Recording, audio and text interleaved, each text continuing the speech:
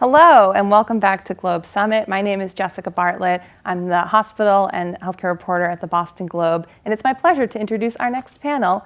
To my right, we have Dr. Sandhya Rao. She is Chief Medical Officer for Blue Cross Blue Shield of Massachusetts. Dr. Stephanie Sullivan is CEO of Boston Healthcare for the Homeless Program, and Christine Schuster, President and CEO of Emerson Health. Thank you all for joining me today. Thank you. So we're going to talk about innovation, how you guys are thinking in your organizations within your sectors of healthcare about how to transform healthcare. How do we deliver healthcare for the future, not just in the needs of the moment? And I want to start by thinking of what is perhaps one of the most pressing questions that people say to me all the time: workforce. Chris, starting with you, I mean, labor is often cited as this ongoing problem for health systems, but also the hardest resource to duplicate. It's not like you can just bring in robots to duplicate the workforce problem. And so how can innovations kind of get at this issue of workforce? Or how are you using or innovating around this issue of workforce problems? So that's a great question, Jess, and it is probably the most pressing issue that most hospitals and healthcare organizations face today. So we're having to really think out of the box, to be creative, to develop a lot of build your own programs. So for example, at Emerson, in our emergency department, in our operating rooms, some of our technical physicians, we are creating mentorship programs, apprenticeship programs where we can help to develop our staff so that they'll come and they'll have an obligation to stay at the hospital. In addition, we're working really closely with community colleges, baccalaureate programs, junior colleges, and even master's programs to try to bring practitioners of all different levels to the hospital through a partnership. So they may do their clinical rotation at Emerson, find they love the culture, and want to stay. So that's two ways we're really trying to build our own workforce when we can't find one out on the streets. Sandhya, affordability is often also cited as a challenge, and I didn't know what kinds of innovations payers are thinking about to get to this question of, yes, most people in Massachusetts are insured, but if you don't have affordability, you really don't have access. And so how are you thinking about that challenge from an insurer perspective? Yeah, it's a great question. I mean, one of the things we really are conscious of within the health plan, and I feel this as a provider, a physician who worked on the other side of health plans for a long time, is that the way physicians are paid really drives or does not drive innovation, depending on how it's set up. And by that I mean that historically, the way physicians are paid in the States is by visits and procedures, and the volume that is done is sort of drives the amount that physicians are paid. And so you can imagine that historically drives a certain level of innovation. What we and other health plans have been trying to move towards is innovation in the way we pay physicians. So to create a business case for leaders like Christine to be able to try new things and innovate and be paid for the outcomes they deliver, the impact that they have on the overall cost of care. So that's the type of innovation we've been working on. And I think we've seen, especially in this region, which is known to be fairly advanced in value-based payment, that it really has driven a lot of changes, in particular in primary care. And the way that that drives affordability is, we know when physicians are aligned with those incentives, docs know how to deliver the type of care that's going to keep people out of the hospital and keep people out of the ER, but they do need the resources and the dollars to put those processes in place. Stephanie, as people think about innovation, so often they think like the technology or the stride, like a future. But as your organization, I mean, you're thinking about the fundamentals of access. You're just thinking about delivering care to housing unstable individuals. And so, how is your organization rethinking innovation in terms of just delivering kind of fundamental access to care? Absolutely, it's a great question. I think for us, it's really about team and making sure that we have those resources in place. I think what makes us innovative is our ability to bring everybody together. So it's not just the person who's presenting for a clinical issue, but we also have our behavioral health team, our substance use disorder team, our dental team, and everybody's together, working together to make sure that when the person presents for care, that they're able to have their issues or concerns addressed immediately. Access is really important, working together and getting that innovative idea from their colleagues as they're in the room with the patient is really important for them. it helps them develop and grow and learn a little bit more about how to approach a person differently than just the straight from that clinical perspective that they might have come in with that lens. Stephanie, I want to stick with you too, and there's so much you have to do just in the day-to-day work. The needs are immense and growing, especially with the migrant challenges, the exacerbation of economic challenges leading to homelessness. And so how do you innovate within that? How do you fit that into the workday? Like, how are you prioritizing innovation? So I think our biggest concern is access, and so we try to focus on ways that we can get to the patient. I know we'll probably hear a little bit later about how other people are doing that, but for us it's really, so we have a team of 600 or so individuals, providers, nurses, case managers, behavioral health, as I mentioned, and trying to get those resources out to the community to where people are. So we're in different locations, 30 locations across the city, and behind bridges and other places, meeting people where they're at in the street and bringing all those resources to them through the van or through, meeting them just at the shelter and making sure that we can bring them in and make those connections with people. It's hard because you have to really build trust first, and then you're building a clinical team and a clinical approach to their care. And the other piece of that is that we have one moment with that person, and often we have to reconnect them with resources and services in the community. So we're doing that piece as well, is building that trust with us so that they can trust us to bring them in for other care that might be needed. Sandhya, for Blue Cross, you talked about incentives and prioritizing affordability. How do you choose which incentives to fund and which organizations to help move along with their innovations? There are so many different options here. How do you choose which ones to prioritize? Yeah, well, one of the things we try to do in our programs is try to create enough structure where the incentives are clear, but enough flexibility where we're not really being too rigid or sort of legislating the way things should happen. And we think every few years about what are the key priorities that we need to really emphasize within the incentive program, and one of the ones that we've been focusing on very recently is health equity. And so that's an example where we said, wow, we've about a decade into this program where we've partnered really closely with providers to move away from the volume payment to value-based payment. How might we use that construct to really, again, create this business case and real financial incentives for what we know is really, really hard work that starts in the clinics but expands to the community to really go after some of the root causes behind the health inequities that we're seeing. So that's one example of where we sort of scratched our head and said, there's this complex problem. The tools we have are the data that we have and the way we pay.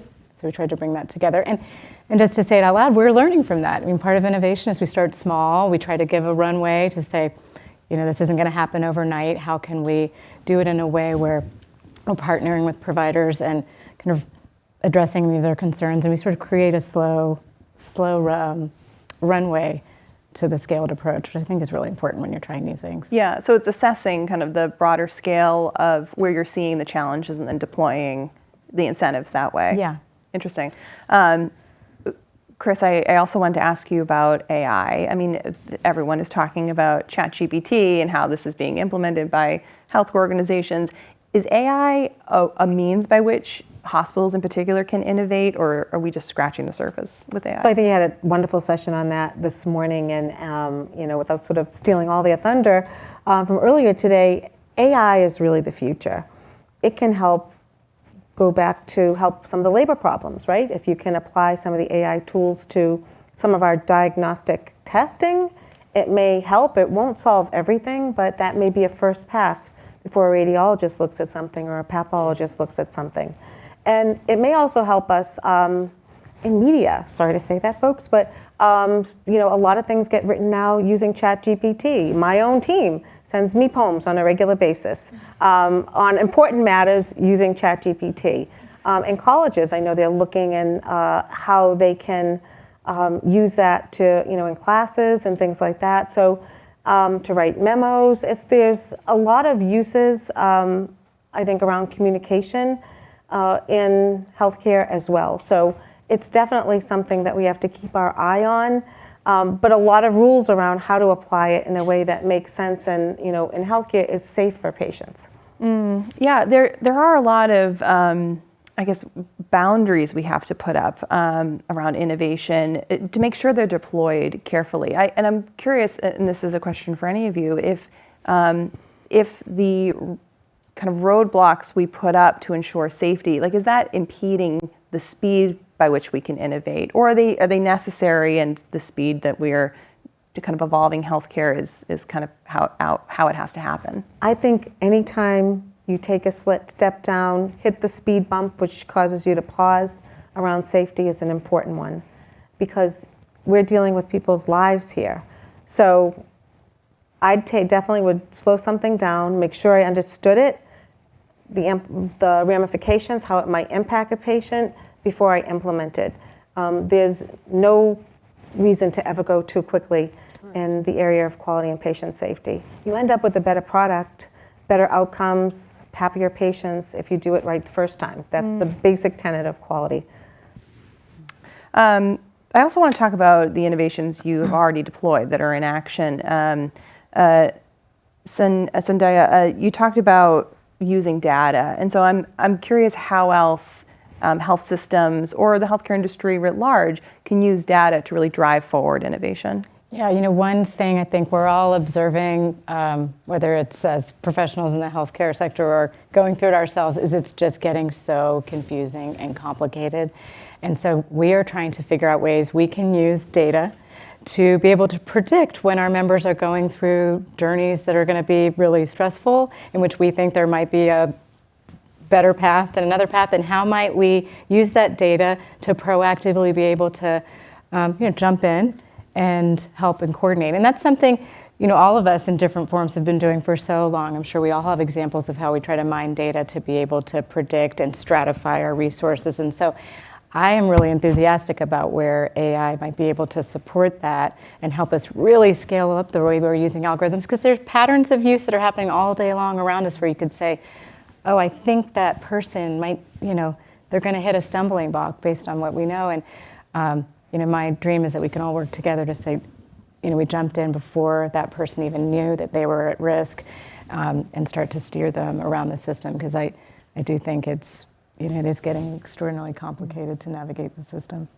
Speaking of working together, Stephanie, you talked about kind of integrated care teams. I mean, so you're talking working together as different parts of the system, but even within the system, what do you think other either hospitals or payers can learn from the integrated models that you've deployed effectively within Boston Healthcare for the Homeless? I think we're all trying to struggle with the same thing, as allocating the resources where they're needed. I think for us, we talked about the AI and the predictive analytics. All of that would help us in terms of sending those resources to the places where they're needed, when they're needed.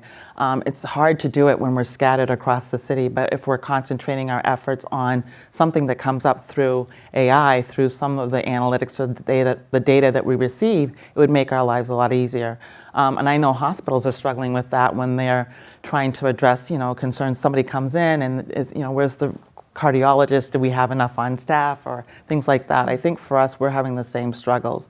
And so if we're able to coordinate that effort through communication and through, like I said, the shared resources, that would make our world tremendously easier for us in terms of just getting access to care, which is always a concern. Chris, hospitals have really worked to do hospital at home. I mean, speaking of using data and predictive analytics, how else can we kind of move forward the hospital at home model, or how has that been effective for you guys in I guess, reducing capacity concerns? So I think with COVID, the overcrowding in the hospitals, sometimes not having enough beds, even in our own city today, there are hospitals that don't have any beds that are on code red. And the hospital at home model isn't just used here. In fact, in Massachusetts, it's UMass system and the Mass General Brigham system both have these models in place. And so there are patients who otherwise could be in the hospital, have acute needs, but are able to be at home with supportive resources. And the studies have shown that their outcomes are better, that they have an enhanced patient experience. Think about recovering at home with the resources you need, with your family there, with your favorite pet to kind of cheer you on a gloomy day. Best of all is it costs less. And so I know the payers love to support us in this model as well. So I think what we need to do is, now that we've studied it and demonstrated that it can work, is to start to resource it, which is always the challenge. It goes back to your first question around labor. But if we can resource that, and with home health kind of support and doctors who are willing to go in, I do think it's a model for the future. It will help us lower the total cost of care, and it is going to give patients a better experience. As we talk about innovation and changing how healthcare is delivered, one of the things I think we have to consider is the equitable deployment of those innovations. And Stephanie, I'm curious how you bring innovations to a population that is under or uninsured. I mean, maybe it's just kind of the tenet of what you do, but how are you thinking about equity within deployment of new models of care? So equity is part of our mission and our vision for the care that we provide, where we don't necessarily focus on the insurance piece. Obviously, we try to get people insured and make sure that they have that resource, but ultimately the goal is to make sure that people have access to that care regardless of where they are, what they look like. And it's a challenge. It's a real struggle. We're talking about people who have really kind of fallen through the cracks, and for various reasons, whether it's economic or racial or the homelessness itself. For us, I think it's really about bringing them back into the mainstream and making sure that they have that access. And as I mentioned earlier, part of that is making sure that we have the best quality care that we can provide. And we're using the same doctors and providers and resources that everybody else in the community is using, phenomenal resources.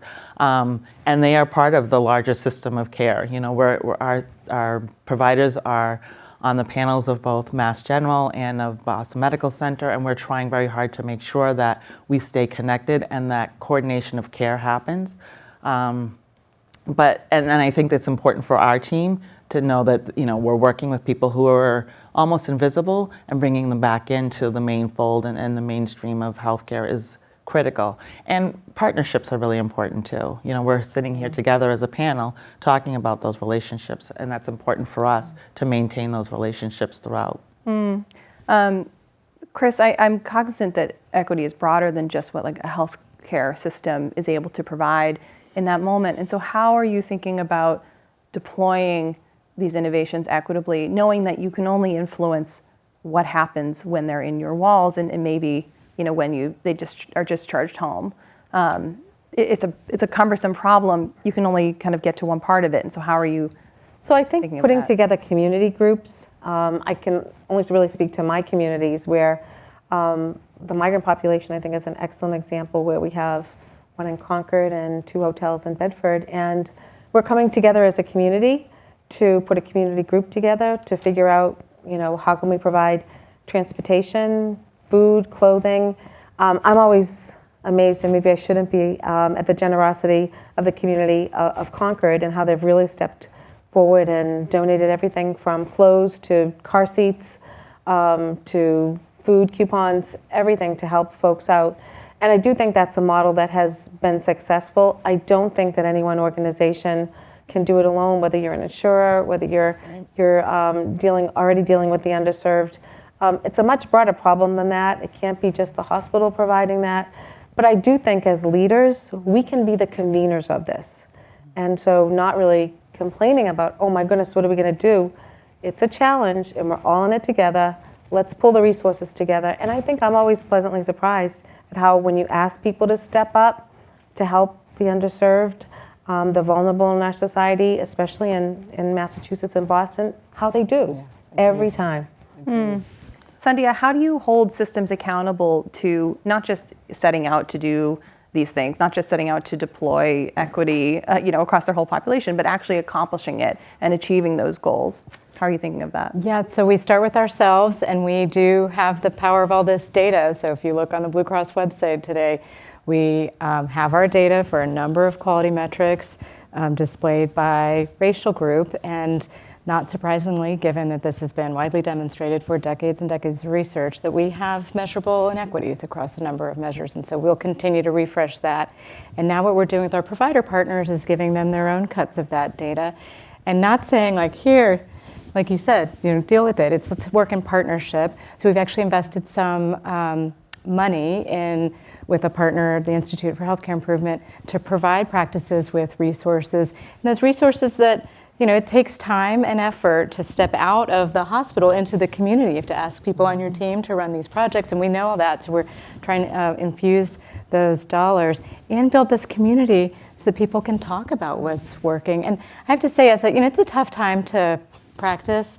Docs and nurses and the staff are really exhausted. We are hearing, to your point, stories of such hope and coming together around these problems, or very specific ideas around treating high blood pressure, treating diabetes, how best to use telehealth in an equitable way. And so I just think this community brings such creativity and innovation. So I think we're going to see a lot come out of this moment. Yeah, this question is for any of you. I'm curious if there is a competitiveness to the healthcare ecosystem in the state where everyone is kind of developing innovations to try to drive their business forward, or because Massachusetts has so many nonprofit systems, is there a collaborative nature? Maybe it's a mix of both. How do you perceive both the competitiveness of the business case while all of you are trying to keep the patient at the center? So that's a common goal. I'm curious what the landscape looks like. Okay, you're all looking at me. I don't know why. One of the things I loved about COVID, and there wasn't very much I loved, but is the way all the community hospitals, the academic centers, home health, skilled nursing facilities all came together because we were in a crisis. Truth be told, we've been writing about it. We've definitely seen, the more competitive part of healthcare, emerge as we're sort of getting on the other side of COVID. And I just think that's the reality of the business today. So much has to do with reimbursement and location, geography, branding. So I think it's a reality we have to work with. But I know in my role at the Mass Health and Hospital Association, we really strive to find the common points and work together to advance our quality agenda, to advance our equity agenda. And so I'm always going to keep fighting for that. I understand the business realities, but I'm also, again, hopeful that we can sort of rise above that. And really, if we do that, then I think we can improve the overall healthcare system. And if we don't, then I think it will work against us. Sorry, go ahead. No, I was going to say the only thing I'd add is I think what's really fantastic is there actually is a healthy level of competition amongst health plans to demonstrate to prospective customers and to the community that we are really thinking about this issue.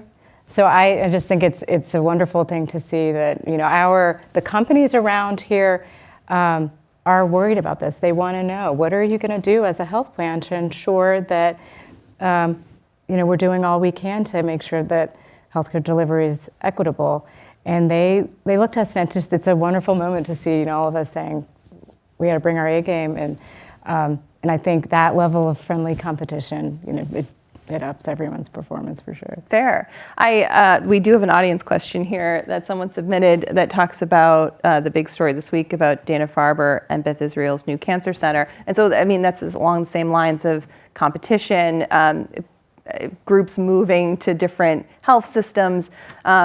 And I don't know if that drives innovation or how you perceive that the evolving shift of the marketplace overall, or your expectations as regulators look at the deal and it potentially moves forward. I don't know if any of you have thoughts. I think whenever you look at the trends in cancer, and having just experienced this in my own personal life with a family member, having the ability to have more clinical trials here, not having to go out of state for treatment, because you're already debilitated with cancer and then you're dealing with the transportation system. So I think anytime we can put the facilities up that will create the kind of innovation we've all been talking about, especially in something like cancer that hits almost every household at some point, then that's a good thing. And I think it speaks to the sort of healthy competition that we have in that. But I do think it will lead to more advancements for us, and I do think it will keep a lot of people from having to go out of state to receive some of the best and most innovative cancer treatments that are available. Another member of the audience, you guys are good, you're asking some good questions here, is addressing the role of private equity in medicine. And so this is another driving force too, another piece of competition in the market. Perhaps this is perceived as, the more the merrier. If you want to come and solve problems, we can learn from you, great. Or is that a threat to the fundamental businesses here? I'll take that one because I've experienced it in my market in the last few years. If private equity, and we understand it's a free market system here and capitalism rules in the United States, but if private equity continues to take out of hospitals, health systems, clinics, the most profitable service lines, which we use to offset the least profitable service lines. So say, for example, GI, that and the profit that comes from that, or orthopedic surgery, can offset the very unprofitable, for the most part, pediatrics and labor and delivery in a hospital. And it's that balance that allows you to really care for your community and to provide the services every community needs. But if we cherry pick out all the things that make the profit margin, if you read Becker's, the biggest service line that's closing across the country is OBGYN, largely in maternity units, largely in service areas that have a lot of private equity in it that end up taking out the margin to be able to provide those services. So I wish it was more regulated, and I think it's great for some people because they're profit, but if you're looking the way I do it, caring for a cohort of people, communities that we care for, it really does hurt us. Stephanie, does private equity play in the space you're operating in, or do you wish that there was more people, trying to deliver services to this vulnerable population? I would love to have more people delivering services to this population, and I think they do, and I think it goes back to being more proactive instead of reactive. I think the challenge for us is always we need it and then we have to beg and ask for it as opposed to just having it available. So our role is really to teach and grow, educate the community around the services that are needed so that we can have those services available for our patient population.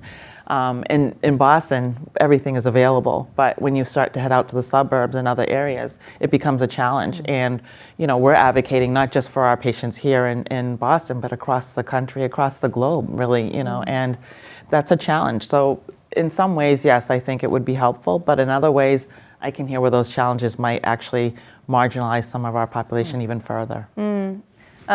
From an insurer perspective, Cynthia, how are you thinking about private equity coming into the space? They're kind of entering the most profitable service lines. You're kind of dealing with them on a reimbursement basis. I don't know if you can influence how they play in the marketplace with other people. Yeah, there's a lot of variation within the topic, and we're seeing different patterns. I think to really simplify things, we do see in some cases providers moving out and being independent. This isn't a region with a lot of independent practice. We think that some of that could be favorable eventually for affordability, but it's just really hard, as you say, when you put the full picture together. I don't think we're certain really how it's going to turn out, but we watch it closely. And one of the moves is to, some of these investments are to move care out of hospital and start to do more ambulatory care, and these are generally good trends. That's part of what we're all looking for, is how do you use the hospital for the most acute and start to move care out. But you really have to take into consideration the full picture as you describe before you make a conclusion about that stuff. And it's moving very fast, some of these things. This question is also for any of you. I'm curious, when innovation is done correctly, when things are deployed that really does move the ball forward in some way, what does that look like? Or what are some examples where, we've had huge leaps, including the integration of electronic medical records, but it was a really bumpy road to get there. Indeed. And so as we think through how to deploy large-scale innovations, whether it's AI, whether it's integrated care teams, whether it's data integration, how can we learn from those experiences so that it's less of a bumpy road? You learn to never be the first one to do it, right? So hard in Massachusetts. We're supposed to be thought leaders and the innovators. You wait until the thought leaders put it in and have worked out all the bumps to do that, and you still get the full benefit. I think you learn that At first, everyone's really afraid to do it. What's it going to mean? I still think about when X-rays were flimsy films, and then we have this electronic PACS system now where everything is, you can pull it right up. But I remember during that time making the transition in one of my hospitals, and the doctors were crazy. If you do this, we're all going to quit. And I'm thinking, and I have brought that up time and time again to some of them, and they're like, I couldn't even imagine not having a PACS system and having it all there. So it's scary, I think, innovation at first, but when you see time and time again that for the most part it proves to do what you said it was going to do, especially like hospital at home where you can study it and do some pilots and you see that it works, then you know it's scalable and it's figuring how do I scale it so that more and more people can benefit. Yeah, do we need to deploy these things almost like a clinical trial? Sometimes it seems like a whole hog approach to innovation rather than piloting. I don't know if you've used that approach as you try to build consensus around new ways of doing delivering care. I mean, I've been most successful where I start small with a group of people who are up for it. But I think you really have to say, how could this go wrong? What are the risks? And really lay that out and then figure out a way to measure that stuff so you're very safe and cautious in your deployment, and you know exactly when to say, oops, like not a good idea. And I think that's critical. And I also think it's important, not to celebrate too soon and to be very measured. And we're in a time of so much innovation, and I think it can become a burden if there's so many things happening. So I think it's important to have some way to say conclusively with data that you've seen something and have that discipline. Otherwise, I'm sure you both know this, then you got a lot of things kind of running around the system and you get chaos. You really have to be a little disciplined about it. And I think the equity and the innovation as well, because it's so hard to get, for our patients, it's hard to get them to that level. We're just trying to get to them. And so I think for us, the challenge is really making sure that we are aware of that innovation and have a pathway to that innovation as well. And being part of the pilot too, it's important for us to be part of that solution as well. Yeah. One last question for each of you. What does healthcare delivery look like 20 years from now? If you didn't have the roadblocks, the regulations, the what ifs, and things moved in the way that you would hope, illustrate for me what that care looks like. Cynthia, we'll start with you. I can tell you what I hope for. I hope that we've put it in the universe. Yeah, I hope we have restored these frontline professions to be the fulfilling and fun and rewarding jobs that they really have been historically. It's hard to do this work day in, day out. So I hope technology can get everyone operating at the top of their license and automating a lot of things. I think the staffing issue is going to find us really getting creative with teams. We're very enthusiastic about team-based care with mental health. We've all had to be creative about different types of people who can deliver mental health care, not just a physician psychiatrist. And people have received that. I think people are open to it because it's been such a crisis. So I think I hope we start to see a lot more of that. Stephanie? I think for me, I would not be working anymore. The goal would be that everybody You'll have would retired and it will have been solved. that everybody would You have will have access. moved on to another hard Yes, problem. okay, there That I we go. have redeployed all of my staff to other areas of the healthcare system, and that everybody who was in that situation of being homeless or not having that access to care would have access to those services and resources, so that I would be obsolete at that point. That would be my hope. 20 years from now, I don't think that's a reality, but that would be my hope.